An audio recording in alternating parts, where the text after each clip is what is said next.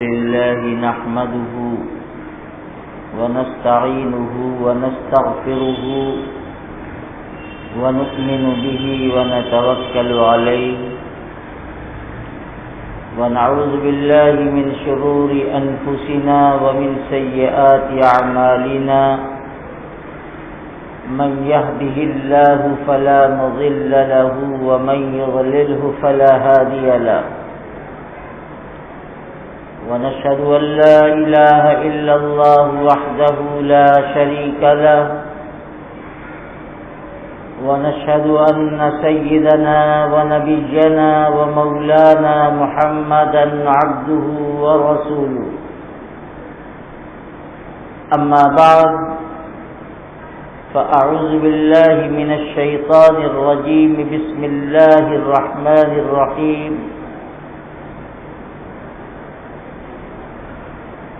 كنتم خير أمة أخرجت للناس تأمرون بالمعروف وتنهون عن المنكر وتؤمنون بالله وقال الله تعالى والذين جاهدوا فينا لنهدينهم سبلنا وَإِنَّ اللَّهَ لَمَعَ الْمُحْسِنِينَ وقال تعالى وَجَاهِدُوا فِي اللَّهِ حَقَّ جِهَادِهِ هُوَ اجْتَبَاكُمْ صدق اللہ العظیم۔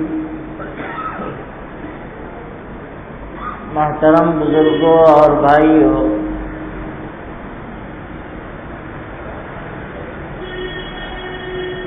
اسلام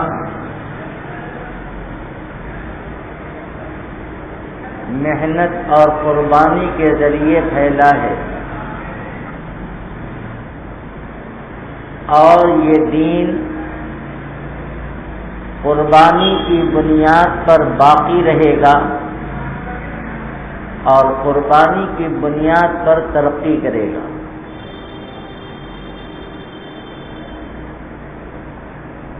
رسول اکرم صلی اللہ تعالی علیہ وسلم جب اللہ کا آخری دین لے کر دنیا میں تشریف لائے، یہ وہ دور تھا کہ سیدنا حضرت عیسیٰ علیہ السلام کے دنیا سے رخصت ہوئے ایک زمانہ گزر گیا تھا۔ حضرت عیسیٰ علیہ السلام کی ولادت سے 571 سال کے بعد، تقریباً 650 برس کے بعد، اللہ کے رسول صلی اللہ علیہ وسلم دنیا میں تشریف لائے اور اتنے لمبے زمانے کے گزرنے کے بعد حضرت عیسیٰ علیہ السلام کا دین اور آپ کی شریعت ختم ہو چکی تھی یا ختم ہونے کے قریب تھی، اور جو عیسیٰ علیہ السلام کے ماننے والے تھے، انہوں نے بھی شرک والا عقیدہ اختیار کر لیا۔ اب عیسیٰ علیہ السلام کا دین اپنی اصلی شکل میں دنیا میں زندہ نہیں تھا۔ حضرت عیسیٰ کو خدا کا بیٹا بنا لیا، فرشتوں کو خدا کی بیٹیاں کہتے تھے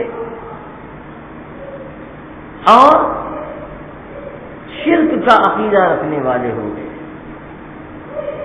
عیسائی دنیا میں تھے بہت، ایسا نہیں ہے کہ عیسائی ختم ہو گئے۔ حضرت عیسیٰ کے ماننے والے بھی تھے، حضرت موسیٰ علیہ السلام کے ماننے والے بھی تھے، لیکن عیسیٰ علیہ السلام کا مذہب بھی بدل گیا اور حضرت موسیٰ علیہ السلام کی شریعت بھی یہودیوں نے تبدیل کر دی۔ ایسے وقت میں اللہ تعالی نے آخری پیغمبر کو آخری شریعت اور آخری کتاب لے کر بھیجا جو قیامت تک چلنے والی تھی،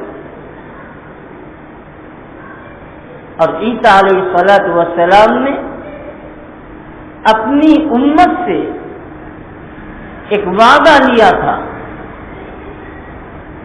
وَإِذْ قَالَ عِيسَى ابْنُ مَرْيَمَ يَا بَنِي إِسْرَائِيلَ إِنِّي رَسُولُ اللَّهِ إِلَيْكُمْ مُصَدِّقًا لِمَا بَيْنَ يَدَيَّ مِنَ التَّوْرَاةِ وَمُبَشِّرًا بِرَسُولٍ يَأْتِي مِن بَعْدِي اسْمُهُ أَحْمَدُ۔ عیسیٰ علیہ السلام نے بنی اسرائیل سے یہ کہا تھا کہ دیکھو میں اللہ کے نبی بن کر آیا اور میرے بعد ایک نبی آئیں گے، وَمُبَشِّرًا بِرَسُولٍ، اور ایک نبی کی خوشخبری اور بشارت سنائی، یأتی من بعدی، جو میرے بعد دنیا میں آئیں گے، اسمہ احمد، اور ان کا نام احمد ہوگا۔ عیسیٰ علیہ السلام نے بتلا دیا تھا۔ چنانچہ آقا دو عالم صلی اللہ تعالی علیہ وسلم جب دنیا میں تشریف لائے اور ایک اللہ کی دعوت دی، یہودیوں کے مذہب کو بھی رد کیا، عیسائی کے عقیدوں کو بھی رد کیا، اور ایک اللہ اور وحدانیت کو پیش کیا، لیکن کتنی مشقت۔ اللہ کے نبی صلی اللہ تعالی علیہ وسلم اگر چاہتے تو مکہ میں بیٹھ کر آپ دعا مانگ دیتے، امت کو ہدایت مل جاتی۔ آج میں نے بالکل موضوع بدل دیا ہے، اچانک بدلا ہے، دھیان سے سننے کی بات ہے۔ دعا مانگ دیتے، اللہ آپ کی دعا کو قبول کرتا، لیکن ایسا نہیں ہوا۔ اللہ کے نبی علیہ السلام کو حکم دیا خدا نے کہ آپ ایمان کی دعوت دیجئے۔ سب سے پہلے اللہ تعالیٰ نے آپ کو حکم دیا کہ اپنے خاندان، اپنے قبیلے، اپنے رشتہ داروں کو جمع کر کے ان کے سامنے ایمان کو پیش کیجیے۔ اللہ تعالیٰ کا حکم آ گیا، وَأَنذِرْ عَشِيرَتَكَ الْأَقْرَبِينَ، اے نبی اپنے قرابت داروں کو، اپنے خاندان والوں کو، اپنے رشتہ داروں کو اللہ کے عذاب سے ڈرائیے۔ آپ نے خاندان بنو ہاشم کو جمع کیا، بنو ہاشم کی اولاد، بنو عبد المطلب کی اولاد، عباس کی اولاد، اپنی پھوپھیوں کو، اپنے گھر والوں کو جمع کیا، اور جمع کرنے کے بعد آپ نے ایک تقریر فرمائی ان کے سامنے، اور یہ بتایا کہ میں اللہ کے نبی بنا کر بھیجا گیا ہوں اور میں ایک اللہ کی دعوت دیتا ہوں، میری دعوت کو قبول کر لو۔ اور آپ نے عجیب بات فرمائی، آپ نے اپنے خاندان والوں کو مخاطب کیا، یا بنی عبد مناف انقذوا انفسکم من النار لا اغنی عنکم من اللہ شیئا، اے عبد مناف کی اولاد، تم لوگ اپنے آپ کو اللہ کے عذاب سے بچاؤ، میں کل قیامت میں تمہارے کام نہ آؤں گا۔ آپ نے فرمایا، یا بنو ہاشم انقذوا انفسکم من النار، اے بنو ہاشم کی اولاد، اللہ کے عذاب سے اپنے آپ کو بچاؤ۔ اپنی پھوپھی حضرت صفیہ رضی اللہ تعالی عنہا کو مخاطب کیا، یا صفیہ عمت رسول اللہ صلی اللہ علیہ وسلم انقذی نفسک من النار لا اغنی عنک من اللہ شیئا، اے میری پھوپھی جان، اپنے آپ کو اللہ کے عذاب سے، جہنم سے بچائیے. یہ مت سوچئے کہ میرا بھتیجا اللہ کا نبی ہے، یہ میرا بیڑا پار کرا دے گا. لا اغنی عنک من اللہ شیئا، میں اللہ کے یہاں تمہارا کوئی کام نہ ہوں.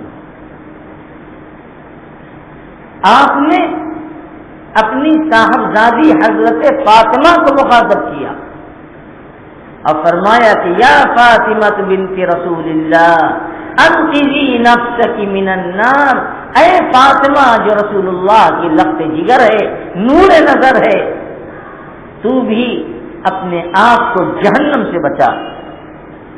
یہ مت سوچنا کہ میرا باپ نبی ہے، کل قیامت میں میرا بیڑا پار کر دے گا، اس غلط فہمی میں نہ رہنا. دیکھو کیسی صاف دعوت دی جا رہی ہے، اور اس دعوت کا مقصد ایمان کی دعوت ہے کہ ایک ایمان لے آؤ، ایک اللہ کو مانو، بتوں کی عبادتوں کو، بتوں کی پوجا کو چھوڑو. ایمان رہے گا تو کل قیامت میں تمہارا ایمان بھی کام آئے گا اور میری سفارش بھی کام آئے گی. اور اگر ایمان نہیں ہے تو کچھ کام نہ آئے گا. ابو طالب حضور اکرم صلی اللہ علیہ وسلم کے چچا ہیں، اور ایسے ویسے چچا نہیں ہیں. 42 سال تک ابو طالب نے رسول اللہ صلی اللہ علیہ وسلم کی سرپرستی کی ہے.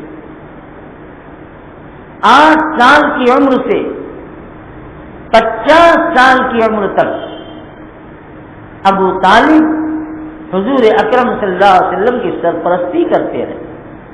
اس لیے کہ حضور کے دادا عبد المطلب جب ان کا دنیا سے جانے لگے، بہت بوڑھے ہو گئے، تو انہوں نے اپنے بیٹے ابو طالب کو بلایا اور کہا کہ ابو طالب یہ میرا پوتا ہے، میرا بیٹا ہے، مجھے بہت عزیز ہے، میں تمہارے حوالے کر کے جا رہا ہوں.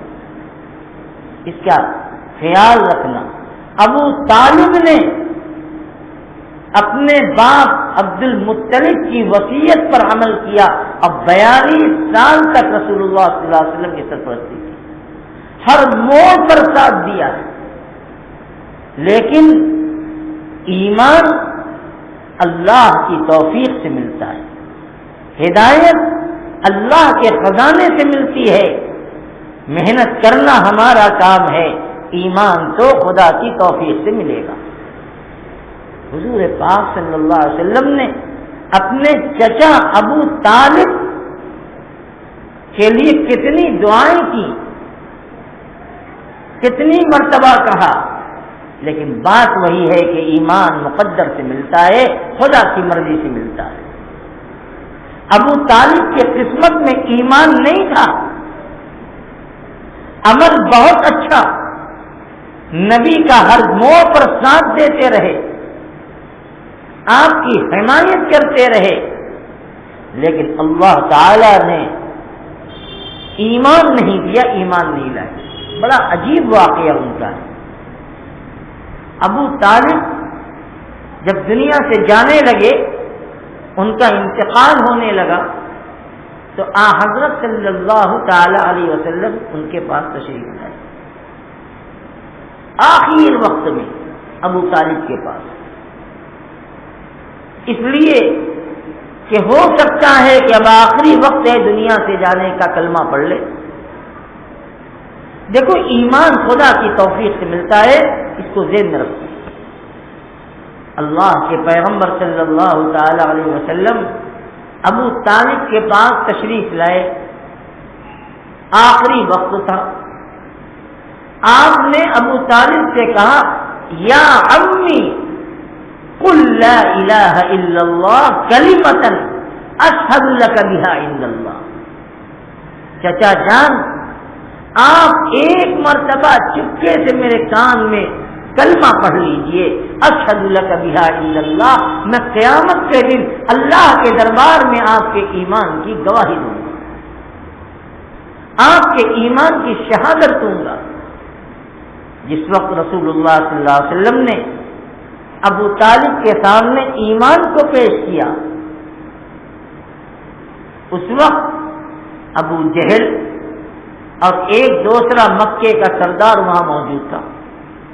حضور اپنے چچا کو ایمان کی دعوت دے رہے ہیں اور ابو جہل کیا کہتا ہے، یا ابا طالب اترغب عن ملت عبد المطلب، اے ابو طالب کیا تم اپنے باپ عبد المطلب کے مذہب سے بدل جاؤ گے، ہٹ جاؤ گے؟ یہ کتنے شرم کی بات ہے۔ نبی کریم علیہ الصلوۃ والسلام مسلسل ابو طالب کو ایمان کی دعوت دیتے رہے، لیکن ابو جہل یہی کہتا رہا کہ خبردار، دنیا تمہیں کیا کہے گی کہ ڈر کے اپنے بھتیجے کی بات کو مان لیا اور اپنے باپ دادا کے مذہب کو چھوڑ دیا۔ حضور اکرم صلی اللہ تعالی علیہ وسلم مایوس ہو گئے۔ ابو طالب نے اخیر میں اپنے بھتیجے حضرت نبی اکرم صلی اللہ علیہ وسلم سے انکار کر دیا اور کہا بل هو علی ملت عبد المطلب وابى ان يقول لا الہ الا اللہ۔ بھتیجے سے کہا کہ بھتیجے میں کلمہ نہیں پڑھوں گا، میں تو اپنے باپ کے مذہب پر مروں گا۔ چنانچہ اس کے بعد حضرت صلی اللہ علیہ وسلم واپس آ گئے اور ابو طالب ایمان سے محروم ہو کر دنیا سے چلے گئے۔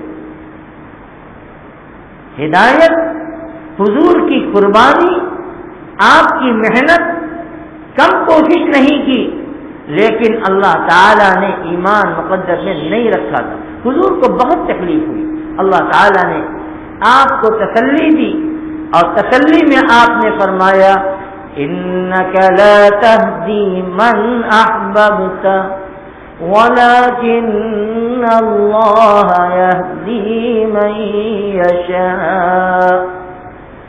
اے محمد صلی اللہ علیہ وسلم، آپ رنجیدہ مت ہوئیے، آپ جسے چاہے ہدایت دے دیں، یہ نہیں ہو سکتا، اللہ جسے چاہے ہدایت۔ آپ کا کام محنت کرنا ہے، قربانیاں دینی ہیں، لوگوں کو سمجھانا ہے، بتلانا ہے۔ ایمان تو اللہ کی توفیق سے ملتا ہے۔ تو میں بیان یہ کر رہا تھا کہ یہ دین بڑی قربانیوں کے بعد وجود میں آیا ہے۔ حضور کی 23 سال کی زندگی قربانیوں سے بھری ہوئی ہے۔ صحابہ کرام رضوان اللہ علیہم اجمعین کی زندگی قربانیوں سے بھری ہوئی ہے۔ دین کی محنت، ایمان کی محنت، کلمے کی محنت، اس کے لیے کیسی قربانی دی۔ آپ اندازہ اس سے لگائیے کہ رسول اکرم صلی اللہ علیہ وسلم کے زمانے میں صحابہ اکرام کی کل تعداد 1.25 لاکھ ہے، 1,24,000، کوئی 1.25 لاکھ کہتا ہے، اتنی تعداد۔ اسے بند کرو جی، دروازے بند کرو۔ اتنی بڑی تعداد ہے صحابہ کی، لیکن آپ کو شاید جان کر حیرت ہو کہ مدینہ منورہ میں صحابہ کرام کی جو قبریں ہیں صرف 10,000 کی ہیں۔ 10,000 صحابہ کرام مدینہ منورہ جنت البقیع میں ہیں، اور چند ہزار صحابہ وہ ہیں جو مکہ المکرمہ جنت المعلی میں ہیں۔ کہاں گئے صحابہ؟ ساری دنیا کے اندر پھرے، ایمان کی محنت اور رسول اکرم صلی اللہ علیہ وسلم کی وہ قربانی اور جد و جہد کو لے کر ساری دنیا کے اندر ہندوستان میں آئے، چین تک پہنچے، بر اعظم افریقہ تک پہنچے، حبشہ جو مکہ المکرمہ مدینہ منورہ سے بہت دور ہے وہاں تک پہنچے، کہاں کہاں گئے، اور پھر وہیں ان کی قبریں بن گئی۔ وہ ایمان کی محنت لے کر، وہ دین کی محنت لے کر کہ امت رسول پاک صلی اللہ علیہ وسلم کی امت جو ایمان والے ہیں وہ بھی آپ کی امت ہیں، اور جن کے پاس ایمان نہیں ہے وہ بھی آپ کی امت ہے۔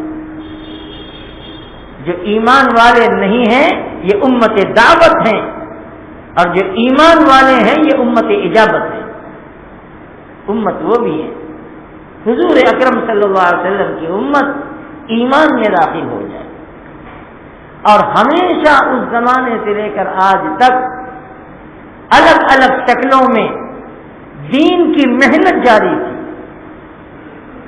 ایک محنت کا طریقہ وہ تھا کہ لوگوں میں گھوم کر، علاقوں میں جا کر لوگوں کو دین کی اور ایمان کی دعوت دی جاتی۔ ایک طریقہ یہ ہوا کہ مدارس کو قائم کر کے علماء، محدثین، مفسرین اور فقہاء کو تیار کیا گیا، اور انہوں نے مدرسے میں بیٹھ کر کے لوگوں کو صحیح عقیدے کی تعلیم دی۔ آخر کوئی تو بات تھی کہ صحابہ اللہ کے نام پر، اللہ کے دین کے لیے اپنی جان قربان کر رہے ہیں، شہید ہو رہے ہیں، لہو لہان ہو رہے ہیں، اور جسم سے خون کے فوارے نکلتے ہیں، اپنے خون کو اپنے ہاتھ میں لیتے ہیں اور اپنے چہرے پر منتے ہیں اور کہتے ہیں فزت ورب الکعبہ، رب کعبہ کی قسم میں تو کامیاب ہو گیا۔ جان جا رہی ہے لیکن پھر بھی کہتے ہیں کہ ہم کامیاب ہیں، اس لیے کہ وہ جانتے تھے کہ ہماری جان یہ اللہ کے دین کے خاطر ہے۔ اگر دین کی خاطر جان موجود ہے تو بھی غنیمت، اور دین کی خاطر اگر جان جا رہی ہے تو بھی سعادت کی بات۔ بدر کے میدان میں، احد کے میدان میں صحابہ نے شہادت حاصل کی، اس دنیا تک پہنچے۔ کیسی محنتیں ہوئی ہیں صحابہ کی۔ حضرت ابو ایوب انصاری رضی اللہ تعالیٰ عنہ کا واقعہ آپ نے سنا ہوگا۔ یہ وہ خوش قسمت صحابی ہیں جنہوں نے رسول اکرم صلی اللہ تعالی علیہ وسلم کی میزبانی کی ہے مدینہ منورہ میں۔ جب اللہ کے نبی ہجرت کر کے مدینہ تشریف لے گئے تو اللہ کی طرف سے یہ مقدر تھا کہ آپ ابو ایوب انصاری کے مکان میں ٹھہریں گے، اور 6 مہینے تک جب مسجد نبوی نہیں بنی تھی، حضور کے حجرے تیار نہیں ہوئے تھے، تو آپ حضرت ابو ایوب انصاری رضی اللہ تعالیٰ عنہ کے گھر میں تشریف رکھتے۔ قسطنطنیہ کا جہاد ہوا، کہاں مدینہ اور کہاں قسطنطنیہ۔ حضرت ابو ایوب انصاری رضی اللہ تعالیٰ عنہ بہت بوڑھے تھے، انہوں نے کہا کہ میں بھی جہاد میں چلوں گا، اللہ کے راستے میں جہاد کے لیے میں بھی جاؤں گا۔ ان کے بیٹوں نے کہا ابا جان آپ بہت بوڑھے ہیں، سواری پر بیٹھ نہیں سکتے، دشمن کا مقابلہ نہیں کر سکتے، اللہ تعالیٰ نے آپ کے اوپر سے جہاد کی ذمہ داری کو ختم کر دی ہے۔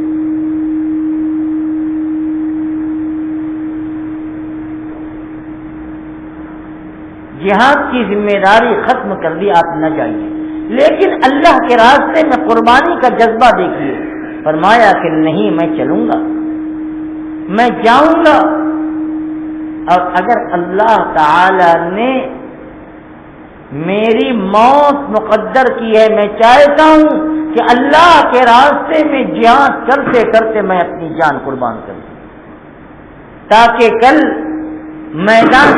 میدان قیامت میں اللہ تعالیٰ مجھ سے سوال کرے کہ ابو ایوب ہم نے تمہیں زندگی دی، تم نے زندگی کہاں کھپائی، کہاں لگائی، تو میں کہہ سکوں کہ اللہ میں نے آپ کے راستے میں جہاد کیا اور جہاد کرتے کرتے اپنی جان قربان کر دی۔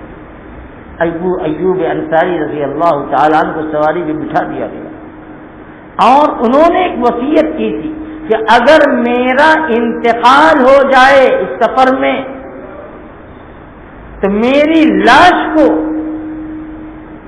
اونٹ پر سوار کر کے چلتے رہنا، جہاد کرتے رہنا، اور جہاں آخری سرحد تک مسلمان جہاد کرتے ہوئے پہنچے اور جہاں اسلام پہنچے وہیں میری قبر بنا دینا۔ چنانچہ اللہ تعالیٰ نے اس سفر میں ابو ایوب انصاری کو موت عطا کر دی، دنیا سے تشریف لے گئے، اور ان کی لاش کو اونٹ کی پر سوار کر کے لے کے آگے بڑھتے رہے، اور جب مسلمانوں نے قسطنطنیہ کو فتح کیا تو ابو ایوب انصاری رضی اللہ تعالیٰ عنہ کی قبر مبارک آج بھی قسطنطنیہ کے اندر ہے۔ صحابہ کی محنتیں ہیں، ان کی قربانیاں ہیں دین کی نسبت پر، اور ان کی قربانیوں کو صحابہ کے شاگردوں نے لی، اور صحابہ کے شاگردوں نے اس قربانیوں کو اٹھائے اور اس ذمہ داری کو لیا۔ علماء نے مدارس کے ذریعے دین کی دعوت دی، مبلغین نے دنیا کے اندر گھوم کر محنتیں کر کے جہاد کے ذریعے لوگوں تک دین کو پہنچایا۔ ہندوستان کے اندر سب سے پہلا صحابہ کرام کا قافلہ سن 16 ہجری میں آیا ہے۔ سن 16 ہجری میں جب مدینے میں حضرت سیدنا عمر فاروق رضی اللہ تعالیٰ عنہ کی خلافت امیر المؤمنین تھے، سب سے پہلا قافلہ ہندوستان کے اندر صحابہ کرام کا آیا، اور وہ تاجر بن کر آئے تھے، تجارت کرتے ہوئے آئے، لیکن ان کی تجارت بھی دعوت تھی، ان کے معاملات بھی دعوت تھے۔ چنانچہ ہندوستان آئے، ان کی نورانی شکلیں، ان کے اعلیٰ اخلاق، ان کی ایمانداری، ان کی سچائی کو دیکھ کر اس ملک کے اندر اسلام آیا۔ محمد بن قاسم تو بہت بعد میں آئے ہیں، تقریباً 100 سال کے بعد، اور اس طرح سے ہندوستان کے اندر ایمان کا نور پھیلا، اور ساؤتھ کا علاقہ، مالابار کا علاقہ، بھٹکل کا علاقہ، گجرات کا کچھ علاقہ، یہی وہ علاقے ہیں جہاں صحابہ کے قافلے اترے تھے، اور پھر ان کے ذریعے سے اللہ تعالی نے ایمان کے چراغ کو اس ملک میں روشن کیا۔ میرے بھائیوں، میرے بزرگوں، یہ دین بڑی قربانیوں کے بعد وجود میں آیا ہے۔ اگر دین کو اپنی زندگی میں باقی رکھنا ہے، اپنی نسلوں میں دین کو باقی رکھنا ہے، تو اس کے لیے قربانی اب محنت کی ضرورت، مطمئن ہونے کی ضرورت نہیں ہے، اس لیے کہ اطمینان نے ہمیں نقصان پہنچایا۔ ہم اپنی نماز، اپنے قرآن، اپنی ذکر، اپنی تسبیحات پر مطمئن ہو گئے اب بیٹھ گئے۔ اس کا نتیجہ یہ ہوا کہ آہستہ آہستہ ہمارے گھروں سے دین رخصت ہونے لگا، سچائی، ایمانداری، پردہ، یہ ساری کی ساری چیزیں رخصت ہونے لگی۔ میرے بزرگوں، میرے بھائیوں، 1400 سال ہو گئے، 1450 سال، اور اس طرح سے محنتیں اور قربانیاں ہو رہی ہیں، اور اگر ہم نہیں لگتے تو جو اس محنت میں لگا ہے اس کی غنیمت جانیے۔ اس ملک میں اس وقت جو حالات ہیں، یہ صحیح بات ہے کہ مدارس کی خدمات بہت بڑی ہیں، اس میں کوئی شبہ نہیں، اس لیے کہ مدارس ایمان اور عقیدے کو صحیح کرتے ہیں، لیکن یہ دعوت کی محنت جو گاؤں گاؤں، بستی بستی ہو رہی ہے، اگر یہ محنت نہ ہو تو کتنے ایسے خاندانی مسلمان دین کو چھوڑ کر بد مذہب ہو جائیں، اب کتنے ایسے مسلمان ہیں لیکن بس وہ نام کے مسلمان، انہیں نماز کا پتہ نہیں، کلمہ صحیح یاد نہیں، پاکی ناپاکی کی ضروری مسائل انہیں یاد نہیں، وہ مسلمان ہیں لیکن کفریہ اور شرکیہ اعمال میں مبتلا ہیں۔ اللہ تعالیٰ نے اپنے فضل سے اس محنت کو وجود بخشا، اور ہمارے بزرگوں کے دلوں میں اللہ کی طرف سے یہ بات آئی کہ ہندوستان کے اندر اس طرح سے گشتی نظام بنایا جائے کہ افراد خود جائیں بے طلب کے پاس اور جا کر ان کی خوشامد کر کے ان کو مسجد میں لے آئیں، ان کو ایمان کی، عقیدے کی دعوت دیں اور ان کے عقیدے کو درست کریں اور ان کے اندر اللہ کا خوف، فکر آخرت پیدا کرنے کی کوشش کریں۔ مجھے یاد ہے حضرت مولانا عمر صاحب پالنپوری رحمت اللہ علیہ، ان کے بیانات جنہوں نے سنے ہیں، جنہوں نے نہ دیکھا نہ سنا وہ کیا جانے۔ اللہ نے عجیب ملک عطا فرمایا، پوری زندگی لگا دی۔ مولانا عمر صاحب پالنپوری علیہ الرحمہ اکثر یہ کہا کرتے تھے اپنے بیان میں ایک جملہ کہ میرے عزیزو، یہ کام وہ ہے کہ مرتے مرتے کرنا ہے اور کرتے کرتے مرنا ہے۔ یہ جملہ ہے مولانا عمر صاحب کا، مرتے مرتے کرنا ہے اور کرتے کرتے مرنا ہے۔ ٹھیک ہے، جتنا وقت ہے، جتنا موقع ہے، نہیں جا سکتے مقامی طور سے محنت کرو، ساتھ دو، ایسے لوگوں کے لیے دعائیں کرو۔ ٹھیک ہے، جو کرتا ہے اس سے غلطی بھی ہوتی ہے، جو چلتا ہے اسے ٹھوکر بھی لگتی ہے، کوئی فرشتے نہیں ہیں، انسان ہیں، لیکن ان کی اچھائیوں کو پس پش ڈال دیا جائے اور کمزوریوں اور کوتاہیوں کو اچھال دیا جائے، یہ دیانت کے خلاف ہے۔ اللہ تعالیٰ نے اس دین کی حفاظت کے لیے ایک طرف خانقاہی نظام کو قائم کیا، دوسری طرف مدارس کو قائم کیا، اور تیسری طرف دعوت کی محنت کو وجود بخشا، اور سب کی ذمہ داریاں، سب کے کام الگ ہیں۔ مدارس کا کام جو آئیں ان کو صحیح دین سکھلانا، ان کو عقیدے کی، قرآن اور حدیث کی تعلیم دینا۔ اگر علماء نہ پیدا ہوں تو مبلغین کہاں سے آئیں گے؟ اگر حفاظ نہ پیدا ہوں تو ایسے ان پڑھ لوگوں کو قرآن سکھائے گا کون؟ ہمیں علماء کی بھی ضرورت ہے، ہمیں حافظ کی بھی ضرورت ہے۔ اگر قاری نہ ہو تو قرآن کے انداز بیان اور صحیح طریقے سے پڑھنے کا طریقہ اور تجوید کو کون سکھلائے گا؟ ہر شخص اور ہر جماعت اور ہر طبقہ اپنی جگہ بہت اہم ہے اور دین کی بڑی اہم خدمت انجام دے رہا ہے، اور یہ ساری لائن ہے، یہ راستے ہیں، لیکن منزل سب کی ایک ہے۔ منزل سب کی ایک ہے، سب کا مقصد یہ ہے کہ دین زندہ ہو جائے زندگی کے اندر، عقیدہ صحیح ہو جائے اور ہمارے گھر کے اندر اسلامی ماحول بن جائے تاکہ کل اللہ کی بارگاہ میں رسوا اور بے عزت نہ ہونا پڑے۔ اس لیے میرے بھائیوں، اللہ تعالیٰ نے قرآن میں جگہ جگہ ارشاد فرمایا۔ میں نے قرآن پاک کی 3 آیتیں آپ کے سامنے پیش کی تھی۔ اللہ تعالیٰ نے فرمایا کنتم خیر امۃ، تم لوگ بہترین امت ہو، اخرجت للناس، جو لوگوں کی بھلائی کے لیے نکالے گئے ہو، پیدا کیے گئے ہو، تأمرون بالمعروف وتنہون عن المنکر، تم لوگ اچھائیوں کا حکم کرتے ہو، برائیوں سے روکتے ہو۔ اللہ تعالیٰ نے دوسری جگہ فرمایا وَلْتَكُن مِّنكُمْ أُمَّةٌ يَدْعُونَ إِلَى الْخَيْرِ، تمہارے درمیان میں ایک ایسی جماعت اور ایسی امت ہونی چاہیے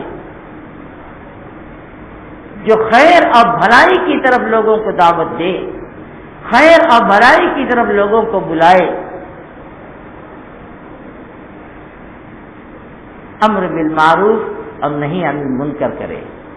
امر بالمعروف اور نہی عن المنکر کیا ہے؟ کسی کو اچھی بات بتا دینا، یہی امر بالمعروف ہے۔ آپ کی کسی سے ملاقات ہوئی، آپ نے اس سے کہا کہ بھائی نماز پڑھا کرو، آپ نے امر بالمعروف کر دیا۔ آپ نے کسی سے ملاقات کی، آپ جانتے ہیں کہ وہ شراب پیتا ہے، وہ جوا کھیلتا ہے، آپ نے کہہ دیا کہ بھائی یہ حرام ہے، اللہ کے یہاں اس کا بہت سخت سزا ہے، امر بالمعروف ہو گیا۔ رسول اکرم صلی اللہ علیہ وسلم نے فرمایا کل معروف صدقہ، ہر اچھی بات ایک صدقہ ہے۔ ایک شخص کو داڑھی نہیں، آپ نے اس کو عزت اور محبت کے ساتھ کہہ دیا کہ بھائی دیکھو داڑھی اللہ کے پیغمبر کی سنت ہے، داڑھی رکھ لو، آپ کو ایک نیکی کا ثواب مل گیا۔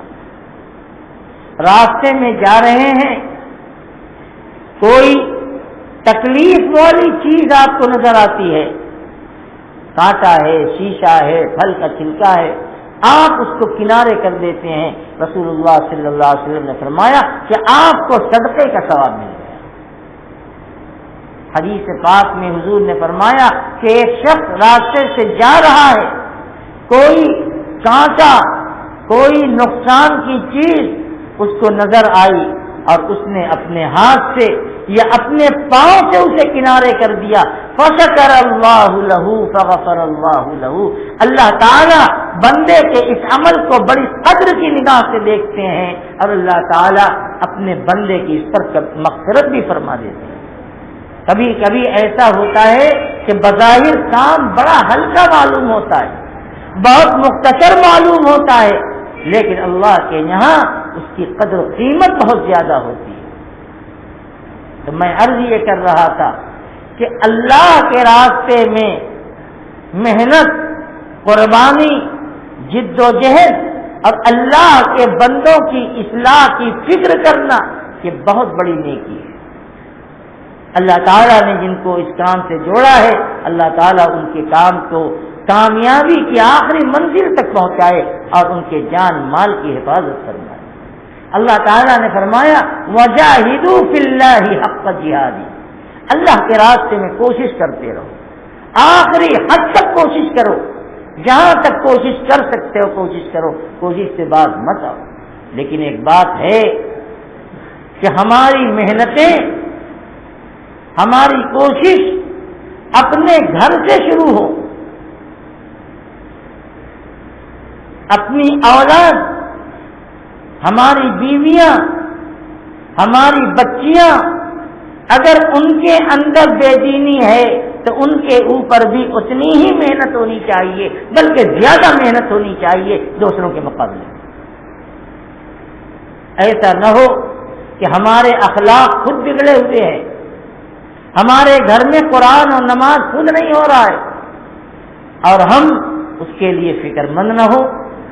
ہم دوسروں کی فکر کریں، بہت اچھی چیز ہے، لیکن اپنی فکر پہلے ہونی چاہیے۔ حضرت نوح علیہ السلام نے سب سے پہلے اپنی اولاد کی فکر کی، دعوت دی، کتنی محنت کی حضرت نوح نے اپنے بیٹے کنعان کے لیے، لیکن بس وہی کہ ایمان اللہ کی توفیق سے ملتا ہے۔ کنعان کے قسمت میں ایمان نہیں تھا۔ حضرت نوح نے جس طرح اپنی امت کو 950 سال تک محنت کی اور ایمان کی طرف بلاتے رہے، اپنی اولاد پر محنت نہ کی ہوگی؟ کتنی محنت کی ہوگی؟ لیکن جب اللہ کا آخری فیصلہ آیا اور خدا کا عذاب آنا شروع ہوا اور زمین و آسمان کے دہانے کھول دیے گئے اور طوفان شروع ہوا، حضرت نوح علیہ السلام نے آخری وقت میں بھی اپنے بیٹے سے کہا ارکب معنا ولا تکن مع الکافرین، بیٹے آ جاؤ ہماری کشتی میں، کشتی پہ سوار ہو جاؤ، کافروں کے ساتھ مت رہو۔ لیکن کنعان کہتا ہے قال سآوی الی جبل یعصمنی من الماء، یہ پانی بڑھے گا، کتنا بڑھے گا؟ 1 منزل 2 منزل 3 منزل جائے گا، میں پہاڑ کی بلندی اور پہاڑ کی چوٹی پر پہنچ جاؤں گا اور اپنے کو بچا لوں گا۔ اللہ کے نبی حضرت نوح علیہ السلام جان رہے تھے، دیکھ رہے تھے کہ یہ بارش نہیں ہے، یہ عذاب خداوندی ہے۔ حضرت نوح نے کہا کہ لا عاصم لی، فرمایا سآوی الی جبل یعصمنی من الماء قال لا عاصم اليوم من امر اللہ الا من رحم۔ حضرت نوح نے کہا کہ بیٹے یہ عذاب خداوندی ہے، اللہ کے عذاب سے آج کوئی نہیں بچ سکتا سوائے اس کے جس پر اللہ کی رحمت ہو جائے۔ وحال بینہم الموج فکان من المغرقین، اور دونوں طرف سے لہریں اٹھی اور نوح علیہ السلام کا بیٹا پانی میں ڈوب کر ختم ہو گیا۔ محبت شفقت اپنی جگہ، حضرت نوح کو تکلیف ہوئی کہ میری آنکھ کے سامنے میرا بیٹا پانی میں غوطے ہچکیاں لے رہا ہے، فوراً اللہ کو پکارتے ہیں اور فرمایا رب ان ابنی من اہلی وان وعدک الحق وانت احکم الحاکمین، اے ہمارے پروردگار یہ میرا بیٹا ہے، یہ میرے گھرانے میں سے ہے اور آپ کا وعدہ سچا ہے، وانت احکم الحاکمین، اور آپ تو سب سے بڑے حاکم ہیں، یعنی بچا لیجئے۔ اپنے بیٹے کے لیے دعائیں مانگ رہے ہیں حضرت اللہ کے جلیل القدر پیغمبر حضرت نوح، لیکن اللہ تعالیٰ کا عتاب، اللہ تعالیٰ کی طرف سے ایک یوں کہیے ڈانٹ آ گئی کہ اے نوح اپنے بیٹے کے لیے اب مت کچھ کہو، وقت نکل گیا۔ اس کی قسمت میں ایمان نہیں تھا اور فرمایا یا نوح انہ لیس من اہلک انہ عمل غیر صالح فلا تسألنی ما لیس لک بہ علم انی اعیذک ان تکون من الجاہلین۔ نوح علیہ السلام کو اللہ کی طرف سے یہ تنبیہ کی گئی کہ اے نوح تم یہ کہتے ہو کہ ان ابنی من اہلی، میرا بیٹا میرے گھر والوں میں سے ہے، انہ لیس من اہلک، حقیقت میں یہ اے نوح یہ تمہارے اہل میں سے نہیں ہے، کیوں؟ انہ عمل غیر صالح، اس لیے کہ وہ ایمان سے محروم، اس کا عمل اچھا نہیں ہے، لہذا تم فلا تسألنی ما لیس لک بہ علم، اے نوح جو تم نہیں جانتے ایسی دعا مت کرو۔ دیکھو محنت ہوئی، محنت میں کمی نہیں کی، لیکن وہی ہوا جو فیصلہ خداوندی تھا۔ حضرت ابراہیم علیہ السلام نے اپنے والد کے لیے کتنی دعائیں مانگی، کتنی محنت کی، اللہ کی طرف سے فیصلہ تھا ایمان نہ لانے کا۔ محنت ہونی چاہیے، فکریں ہونی چاہیے، یہ فکر بھی اللہ کی بہت بڑی نعمت ہے، جو ہوگا جو مقدر میں ہے وہی ہوگا، لیکن ہمیں اپنی محنت سے اپنی کوشش سے پیچھے نہیں ہٹنا ہے۔ ہدایت ہمارے ہاتھ میں نہیں ہے، لیکن سمجھانا تو ہمارے ہاتھ میں ہے، دعوت دینا تو ہمارے ہاتھ میں ہے، کوشش کرنا تو ہمارے ہاتھ میں ہے۔ اگر میری اولاد ہے، اگر وہ پڑھنا نہیں چاہتی، آپ لاکھ کوشش کر لیجئے، اگر اس کی قسمت میں پڑھنا نہیں ہے وہ نہیں پڑھ پائے گی، لیکن اس کا یہ مطلب نہیں کہ باپ ہونے کی حیثیت سے آپ اس پر محنت نہ کریں، آپ اس کے لیے کوشش نہ کریں۔ تو اس لیے ہمیں اپنی ذات سے بھی غافل نہیں ہونا ہے، اپنے گھر والوں کے حالات سے بھی غافل نہیں ہونا ہے، اس پر بھی ہمیں پوری محنت کرنی ہے اور پھر اس کے بعد اللہ کے بندوں تک اللہ کی بات کو پہنچانا ہے۔ اسی کو اللہ تعالیٰ نے قرآن کریم میں فرمایا وَجَاهِدُوا فِي اللَّهِ حَقَّ جِهَادِهِ، اللہ کے راستے میں کوشش کرو جتنی کوشش کر سکتے ہو۔ صحابہ اکرام رضوان اللہ علیہم اجمعین کتنی محنتیں، کتنی کوشش، کیسی کیسی قربانیاں اللہ تعالیٰ نے ان کے ذریعے سے جن کی قسمت میں ایمان تھا ان کو ایمان کی دولت عطا کر دی، اور جن کی قسمت میں ایمان نہیں تھا وہ ایمان سے محروم ہے۔ حضرت ابو عبیدہ بن الجراح رضی اللہ تعالی عنہ. ابو عبیدہ جلیل القدر صحابی ہیں. ان کے والد حضرت جراح کو ایمان نہیں لائے.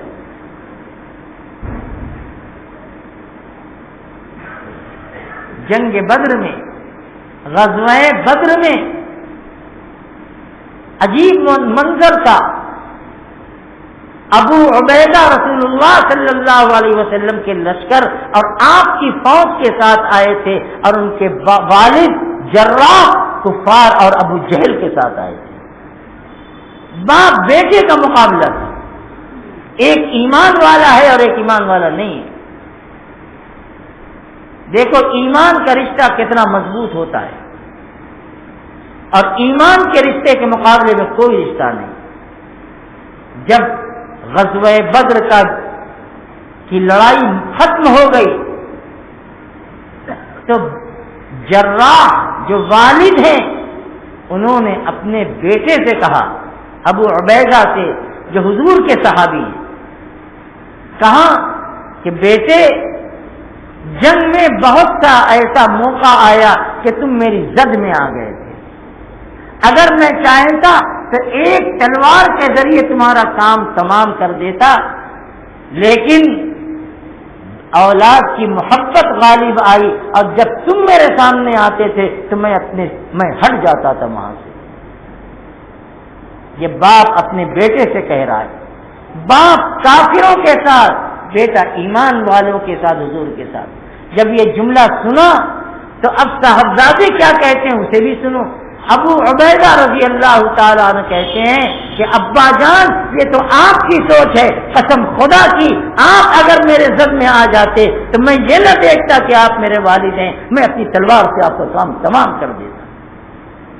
اس لیے تمام کر دیتا کہ آپ رسول اللہ صلی اللہ علیہ وسلم کے مقابلے میں آئے تھے، اور حضور کے ایمان کے رشتے سے بڑھ کر کوئی رشتہ نہیں. یہ ہے ایمان، اور یہ ہے یقین، اور یہ ہے ایمان کی محبت، اور یہ ہے ایمان کی کوشش اور ایمان کی جدوجہد. میرے بھائیو، میرے بزرگوں، ایمان کی محنت، ایمان کے لیے فکر، اور اس کے لیے اللہ کی طرف سے جو توفیق ملے اس میں لگنا، اپنے جان کے ساتھ، اپنے مال کے ساتھ، اپنے راحت و آرام کی قربانیوں کے ساتھ، آج اس کی بڑی ضرورت ہے. ہمیں اس خدمت سے غافل نہیں ہونا چاہیے، ہمیں پیچھے نہیں ہٹنا چاہیے. اللہ تعالی جس کو جتنی توفیق دے، حسب توفیق اپنے آپ کو اس مبارک کام میں شرکت میں شریک کرے. اپنے گھر کے ماحول کو بنانے کی فکر کرو. میرے بھائیو، آج گھر کے اندر کا ماحول بہت خراب ہو رہا ہے. بڑی بڑی برائیاں جنم لے رہی ہیں. اچھے اچھے دیندار گھرانوں کے اندر برائیاں پیدا ہو رہی ہیں. آزاد خیالی آ رہی ہے، بے پردگی اور بے حجابی آ رہی ہے. یہ دین سے دوری کی وجہ سے، قرآن سے دوری کی بنیاد پر ایسا ہے. یہ رمضان کا مہینہ ہمیں دعائیں بھی کرنی ہیں، ہمیں کوششیں بھی کرنی ہیں، اور اللہ کی طرف سے جو توفیق ملے ہمیں اپنے اوقات کے ساتھ اللہ کے راستے میں اس کے دین کی خدمت کے لیے ہمیں بھی شریک ہونا چاہیے. آج آپ لوگ اپنے معمول کے مطابق آئے ہیں. آج بہت پہلے بیان شروع ہو چکا تھا. 10:25 پر 9:25 پر 27 پر بیان شروع ہو چکا تھا، اور اب تو 10:21 ہو گئے، 20 منٹ. اس لیے بس آج اتنے ہی بیان. میں نے کل آپ سے کہا تھا کہ سورہ تراویح ہوگی، اور جلدی فارغ ہو گئے. 9:15 بجے سورہ تراویح سے فارغ ہو گئے تھے، اور اس کے بعد نقل کے بعد 9:25 پر بیان شروع ہو چکا تھا. بہرحال آپ آئے، جتنی بھی بات کان میں پڑی اللہ ہمیں بھی عمل کی توفیق عطا فرمائے، آپ کو بھی عمل کی توفیق عطا فرمائے. دعا کر لی جائے. شاہد اور دعا کرا دو. آ جاؤ. پرسوں میں نے کہا تھا آج لو آپ تم کیا کرو ایک دن تو کرا دو.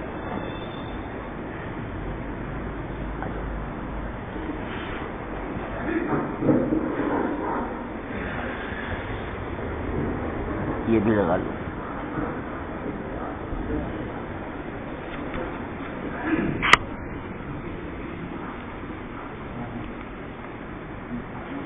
اس کو بھی اسی طرح سے لگا لو. اس کو بھی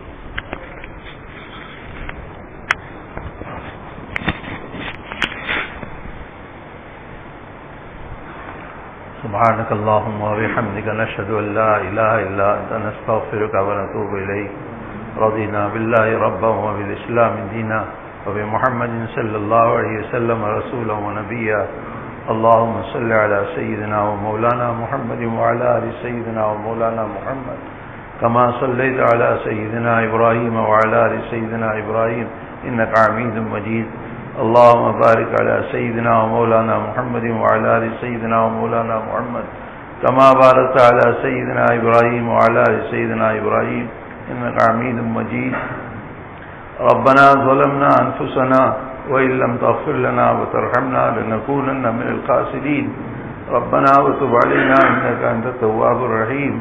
اللهم اغفر لنا وللمؤمنين والمؤمنات والمسلمين والمسلمات الأحياء منهم والأموات. اللهم إنا نسألك الهدى والتقى والعفاف والغنى. اللهم إنا نسألك العفو والعافية والفوز في الدنيا والآخرة. اللهم أحسن عاقبتنا في الأمور كلها وأجرنا من خزي الدنيا وعذاب الآخرة. اللهم إنا نسألك إيمانا لا يرتد ونعيما لا ينفد ومرافقة نبينا محمد صلى الله عليه وسلم. اللهم إنا نسألك رضاك والجنة ونعوذ بك من غضبك والنار. رب اغفر وارحم وأنت خير الراحمين.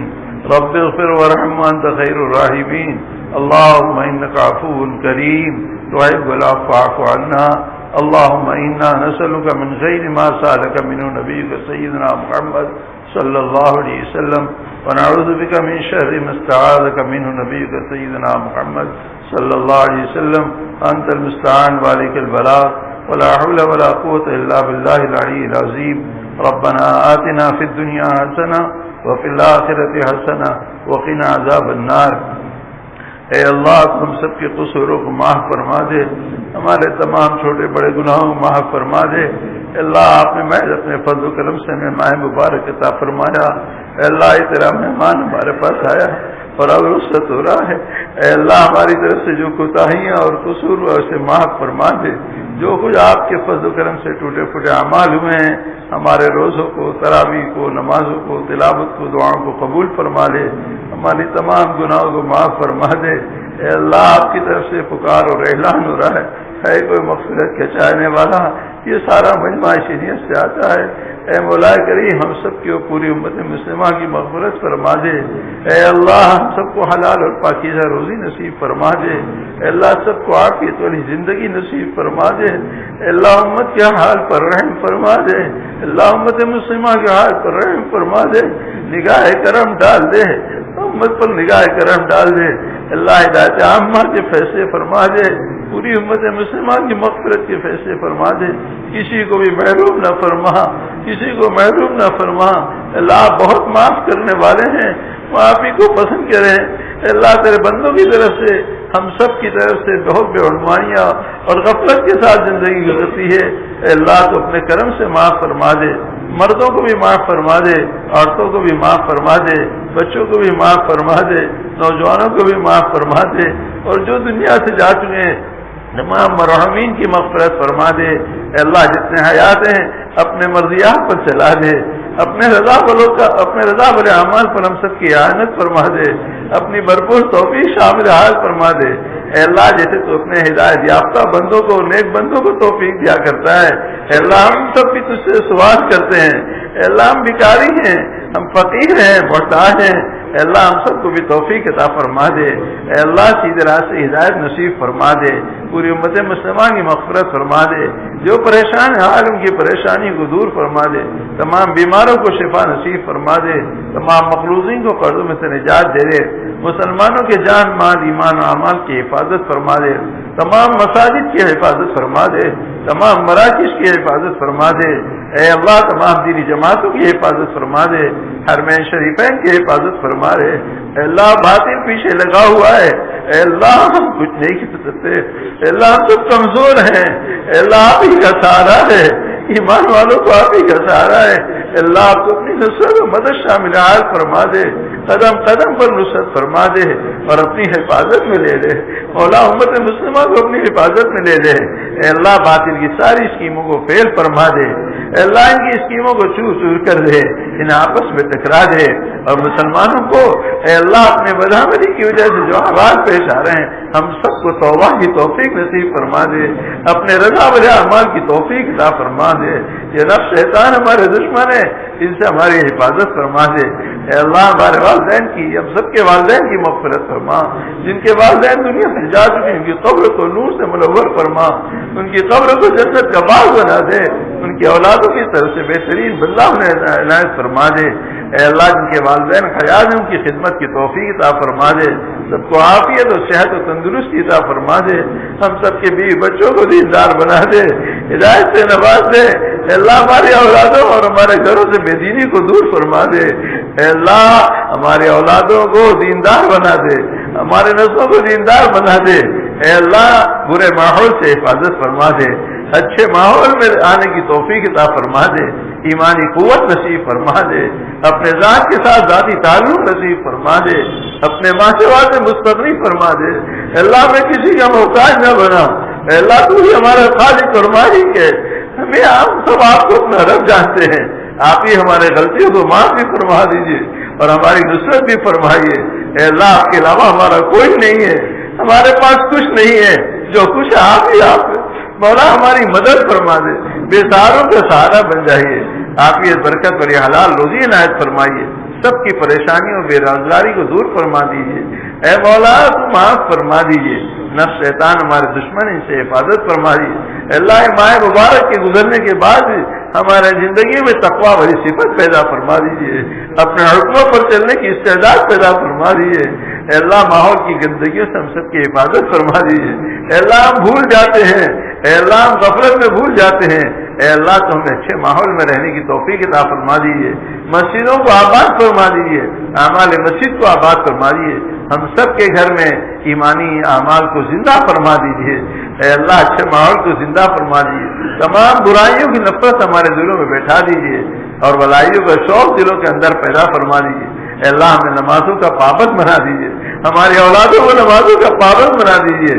جس طرح ہم نے ماہ مبارک میں آپ کی توفیق سے تھوڑا سا اہتمام ہوا ہے، ماہ مبارک کے گزرنے کے بعد بھی ہمیں نمازوں کی توفیق عطا فرما دیجیے، اے اللہ ہمیں دینی تعلیم حاصل کرنے کی توفیق عطا فرما دیجیے، اے اللہ تیرے دشمن تیرے نبی کے دشمن کی طرف سب کا رجحان ہے، اے اللہ جو تعلیم رسول اللہ صلی اللہ علیہ وسلم لے کر آئے تھے اس کی طرف سے غفلت ہو رہی ہے، مولا ہمیں دینی تعلیم کی طرف متوجہ فرما دیجیے، ہمارے بڑوں کو بھی متوجہ فرمائیے، ہمارے نوجوانوں کو بھی متوجہ فرمائیے، ہمارے عورتوں کے دلوں میں بھی محبت اور اس علم کی عظمت پیدا فرمائیے، ہمارے گھرانوں میں علماء حفاظ دیندار پیدا فرما دیجیے، اچھے اخلاق عطا فرما دیجیے، اے اللہ اپنے پاک کلام سے خصوصی لگاؤ پیدا فرما دیجیے، اس کی تلاوت کی توفیق عطا فرما دیجیے، اے مولا ہمارے اندر سے ریاکاری نام و نمود کو نکال دیجیے، اخلاص کی دولت سے مالا مال فرما دیجیے، اے اللہ ہماری زندگی کو فضولیات اور لغویات سے بچا لیجیے، اے اللہ سنت والی زندگی سے معمور فرما دیجیے، اپنی سچی محبت اپنے پیارے حبیب کی سچی محبت نصیب فرما دیجیے، اے اللہ ہم سب کے اندر آخرت کا فکر پیدا فرما دیجیے، اس ناپاک دنیا کی محبت دلوں سے نکال دیجیے، اے اللہ اپنے موت کی تیاری کی توفیق عطا فرما دیجیے، کلمہ والی ایمان والی موت نصیب فرما دیجیے، قبر کی منزل کو آسان فرما دیجیے، تمام مسلمانوں کو جہنم کے عذاب سے بچا کے جنت الفردوس کا داخلہ مقدر فرمائیے، اے اللہ میدان محشر کی ذلت و رسوائی سے بچا دیجیے، آقا صلی اللہ علیہ وسلم کے مبارک ہاتھوں سے جام کوثر نصیب فرمائیے، آپ کی شفاعت نصیب فرمائیے، اے اللہ تو ہم سب سے راضی ہو جا اور ہمیں اپنے مرضیات کو چلا دے، دنیا آخرت کی جائز حاجات کو پورا فرمائے، ہم میں سے کسی سے بھی بہت سے لوگ دعاؤں کے لیے کہتے ہیں، اے اللہ ہمارے بڑوں سے بھی کہتے ہیں، اے اللہ تو سب کی جائز حاجات کو پورا فرما دیجیے، ہم کمزور ہیں، امتحان آزمائش کے لائق نہیں ہیں، اے اللہ تمہیں عافیت والی زندگی نصیب فرما دیجیے. آپ کے نبی نے کہا کہ عافیت کے سوال ہم تو آپ سے کرتے ہیں. اے اللہ تو ہر لائن کی عافیت نصیب فرما دیجیے. مسلمانوں کی حفاظت فرما دیجیے. یہاں کی تمام مجلس کو مزاروں کو قبول فرما لیجیے. اے اللہ ہمارے سب کی شرکت کو قبول فرما لیجیے. ہر خیر سے مالا مال فرمائیے, ہر شر سے حفاظت فرمائیے. ہماری تمام دعا کو میں اپنے قلم سے قبول فرمائیے. سبحان ربک رب العزت عما یصفون وسلام علی المرسلین والحمد للہ.